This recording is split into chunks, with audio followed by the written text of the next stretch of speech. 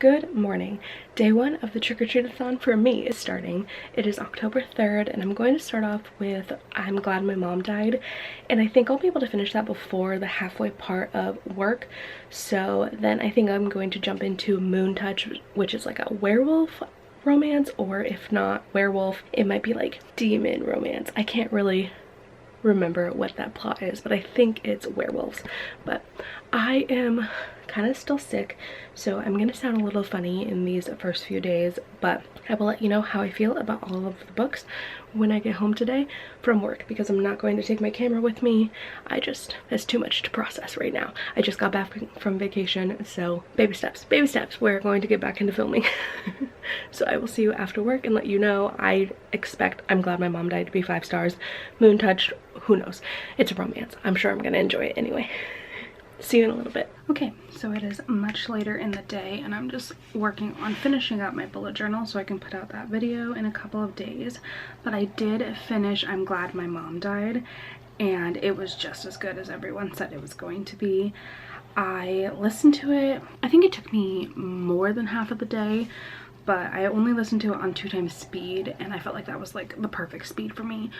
But it was just a really, not great story, but it was just a really important retelling of all the things that happened in her life, and it probably is very triggering for some people with some of the content that was in it. I didn't find those things to be personally triggering, but it was still really hard to read, and knowing that a child went through this and just the other sort of atrocities that happen to child stars and even just children in general, it's hard to read. But I think she lightens a lot of it with humor and changing the story just enough so that when it starts to get really heavy, she'll change the topic just a little bit to something that's a little bit lighter, or just giving you background on things that she went through. So it's just really interesting all around. I had a not good time reading it.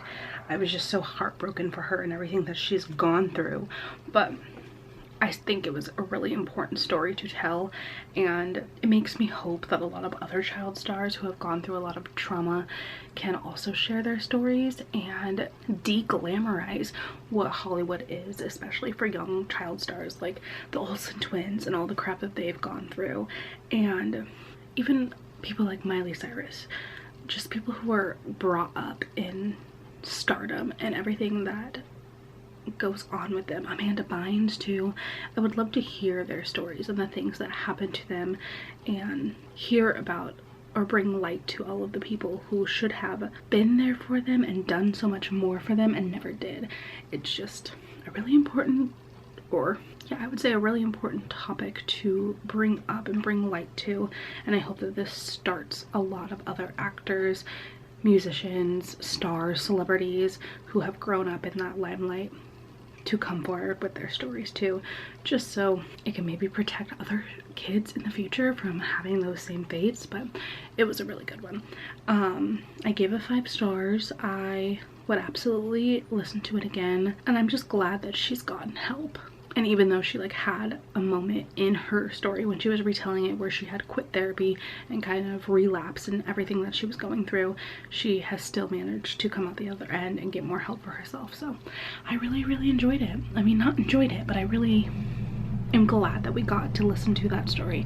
So that is my thoughts on that. I feel like I am very similar to how everyone else was feeling about the book, and I then moved on to reading Moon Touch. Like I said, it's just a romance. It's a werewolf. I was correct on that one. So I am sticking with my TBR so far. It's only been 1 day, but it is looking good for me. I'm going to attempt to try and do some more fun things and not just be, here's a clip of me talking about a book, here's a clip of me talking about a book. Maybe I'll attempt B-roll if I can remember, but I still kind of have a little bit of COVID brain, so we will see what I can get through. I need to finish this bullet journal, but all I want to do is read spicy fan fiction, so I'm going to finish this bullet journal. I'm not gonna film the video for it. I'll do that tomorrow. I should do it tonight, but I'll do that tomorrow. And then I'm gonna read some spicy fan fiction just because it's what my brain needs. It's what my brain needs, and I have to give my brain what it wants sometimes.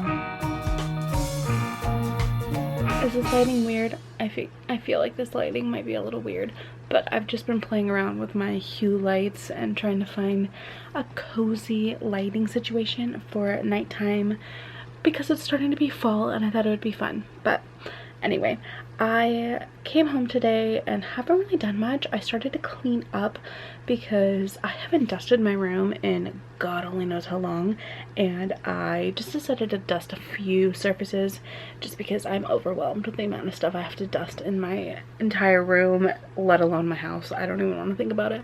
But I also started to unpack because I haven't done that yet, so things are a little bit cleaner. Not really great, but it's a step. I have this weekend to hopefully clean a little bit more, but I am here to update you about finishing Moon Touch. I went ahead and did that today at work, and the book was alright. It's a werewolf shifter romance where our main character, I want to say her name's Alix, she is an outcast in her pack because her father had an affair with a human and her human mother just kind of dropped her off with the Cancer pack. So it's based off zodiac signs. So her father, the alpha, kind of rejected her, and that meant that the rest of the pack rejected her as well. She was beat up a lot, mistreated, and the only people who cared about her were her older brother and her best friend. So then on her 22nd birthday, when all the wolves get to actually become wolves and meet their mates, Alix shifts into a wolf for the first time and then also meets her mate, who is the heir to the Leo Pack's line, and he straight up rejects her because he knows that she's an outcast. He doesn't want anything to do with her, but their mating bond cannot be broken. But the Leo Pack decides to basically murder the Cancer Pack, and Alix happens to get away, and she escapes to safety in the 13th Zodiac's tribe, and I cannot remember what their name is. It sounded like Ouroboros, but that's not correct. If I can find the name of it, I will insert it on the screen. But that pack is led by an alpha named Caden, who Alix is, of course, just immediately attracted to. But he is mean. He's very mean. He's just like typical alpha male type character. But of course he has a sweet side, you know? So it was just very basic werewolf romance. It didn't do much, but it was fun. It made me really want to get back into some werewolf romances that I read through fanfiction. I think I've learned that I enjoy fanfiction werewolf stories way more than actual published book versions of them. And I think that's just because there's a lot of questionable things that happen sometimes in werewolf romances. The lack of consent when or if the author decides to have like a heat rut situation, and I feel like it's easier to trust motives of characters in fan fictions and characters that you know well, and in my mind I just kind of forgive a lot of random things that happen in fan fictions versus things that happen in published ones. Not to say that this book did anything wrong, but I was just sitting there like, what's gonna happen here? What's gonna happen here? And I was just not as invested in the characters and the romance, as I would have been in a fan fiction. And that's maybe just coming from me reading like 4 billion fan fictions last month and just still being in that mindset. So random tangent, but I prefer fanfiction werewolves.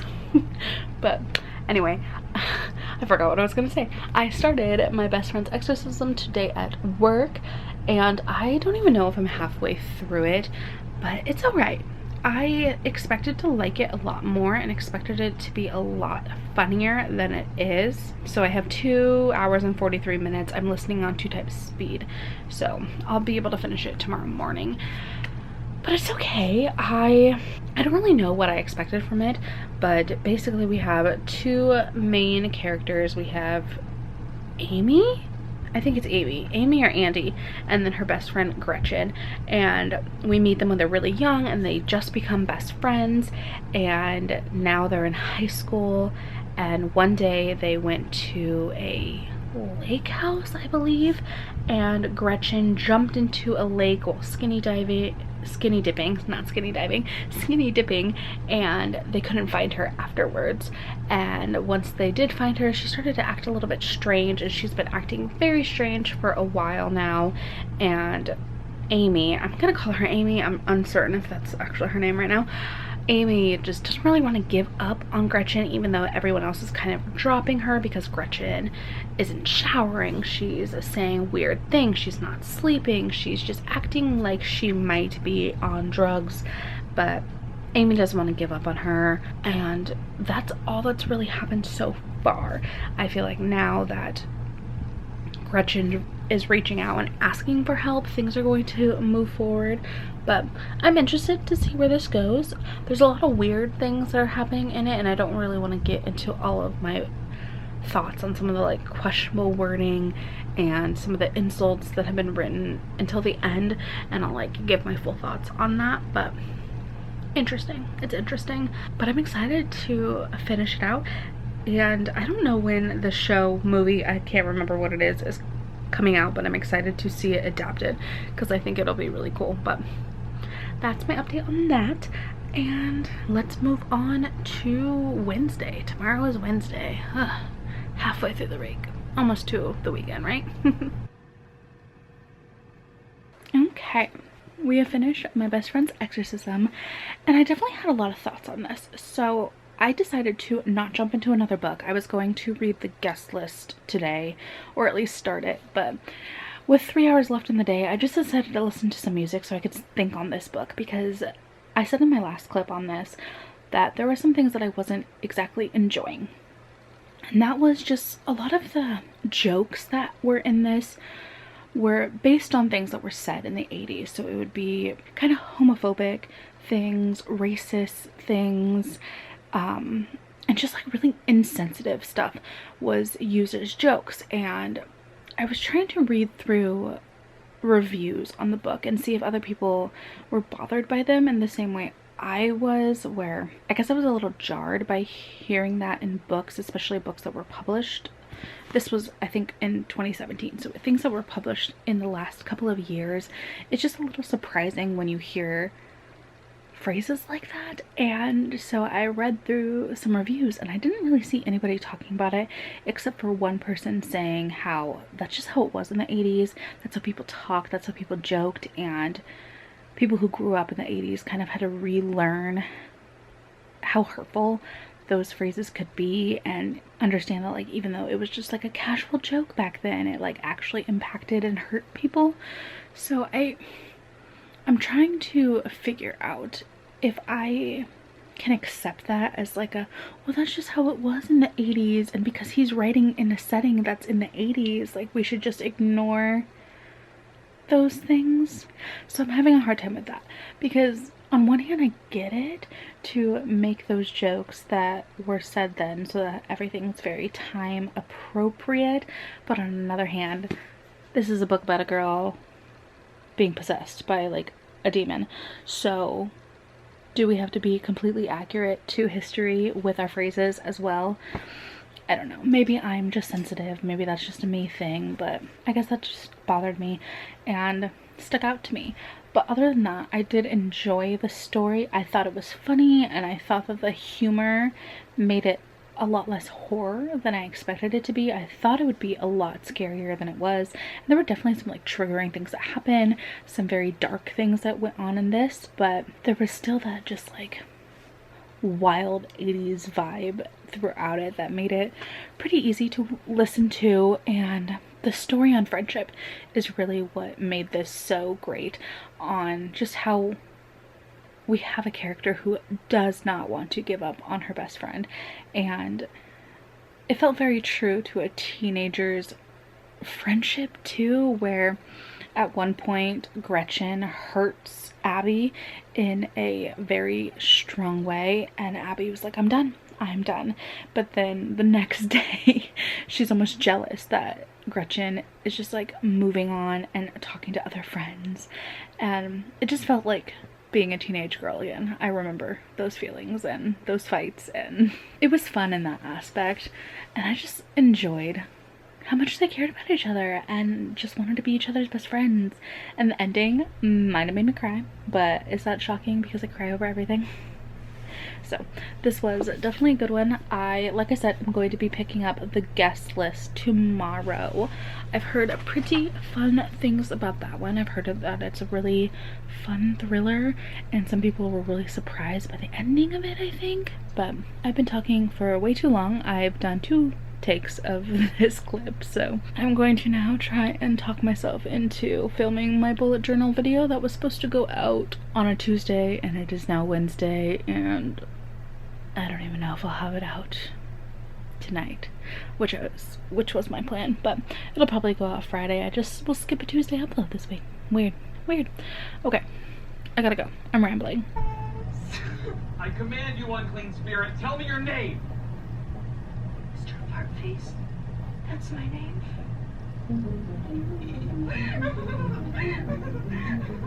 Hi. So I've basically been lounging around the past couple of days.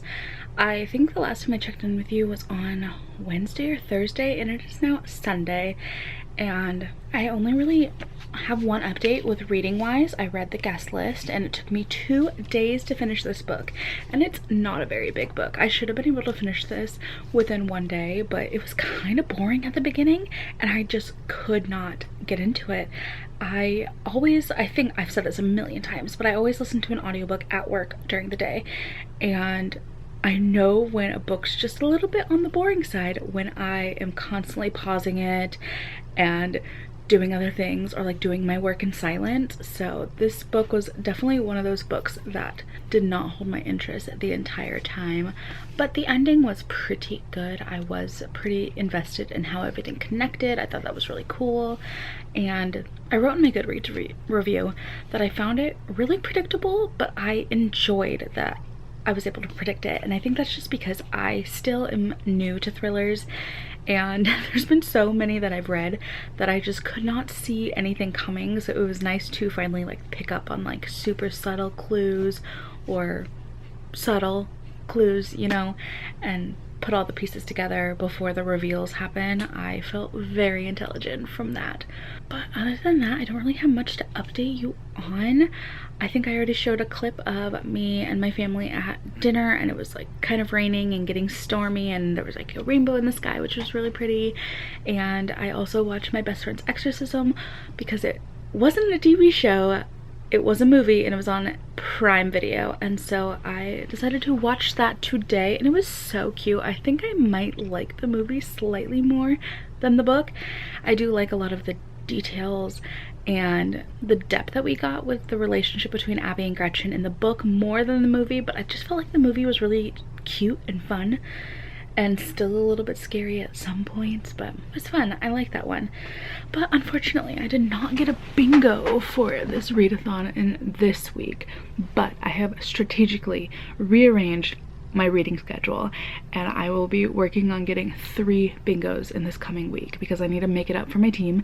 I'm also not being the most chatty in the Discord for this readathon, so I'm hoping that I can jump into a few reading sprints this week and just be a little bit more invested in the readathon because I'm having fun. I'm like reading through all of the Discord channels and enjoying reading what everyone's saying, but I have just had like no mental energy to make up conversations or at least respond back to anybody's conversations. So I'm hoping to have a little bit more going on with this readathon in this week coming up.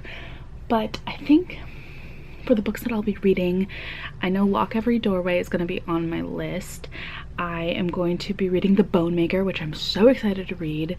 And what else am I thinking? There's like 6 books I'm going to try and read this week. So I will keep you updated in my next vlog, which should be coming out a week from this video. But we can go ahead and wrap up this video right here. If you have made it this far, leave me a candy emoji.